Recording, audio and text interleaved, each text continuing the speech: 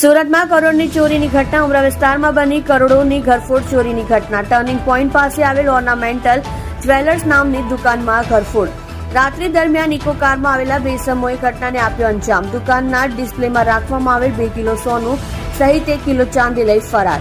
દુકાનનું આખું શટર ઊંચું કરી કરોડોની ઘરફોડ ચોરીની ઘટનાને આપ્યો અંજામ. ઉમરા પોલીસ સહિત સુરત ક્રાઇમ બ્રાન્ચની ટીમ ઘટના સ્થળે. સીસીટીવી ફૂટેજમાં સમગ્ર ઘટના કેદ. જો કે તસ્કરો ડીવીઆર પણ લઈ થયા ફરાર. પોલીસે વધુ તપાસ હાથ ધરી. કોઈ જાનભેદુ હોવાની શંકા. સત્ય માટે હંમેશા સત્યની સાથે જોડાઈ રહો. આર સુરત ન્યૂઝ ચેનલની સાથે.